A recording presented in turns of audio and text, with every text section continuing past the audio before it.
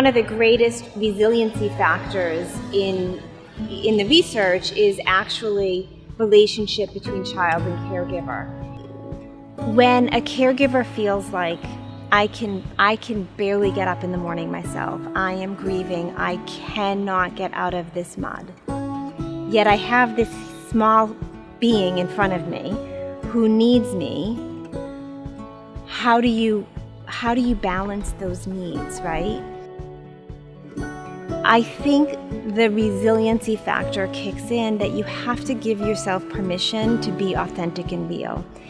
Grief is going to keep knocking on the door, and you can't keep the door shut. And so what we say is, like, let's open the door and invite grief in, and let's give it a space in the house, let's give it a name, and let's talk about it. And I think when you give families and caregivers that permission, it trickles down. It's okay, people will say, well, I don't want to cry in front of my kid, or I don't want to show them I'm upset. If you can cry, if ever you're both sitting around crying, if you could be in a little bit more control than your kid, fantastic, generally speaking. And if you break down, that's okay too.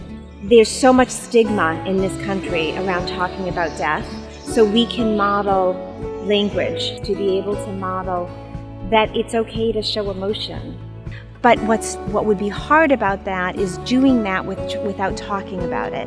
So the kid, what you don't want is to have the kid feeling like they have to take care of the caregiver. And that happens a lot. They just want to make the pain go away, and they want to make it easier for these kids that have already been hurting. And so it's much easier to say yes, yes, yes than the no, no, no. And so how can we teach these caregivers to say yes, and maybe we can do that at a later time. And getting your kid up and dressed, getting them fed, getting them to school, when all you want to do is stay in bed, that's a win. You did it. Even if you got back in bed right after, and then you got up right before they came out of school, those getting up moments and taking care of the kids, or taking care of yourself, those are wins. So it's not grief and loss and resiliency building.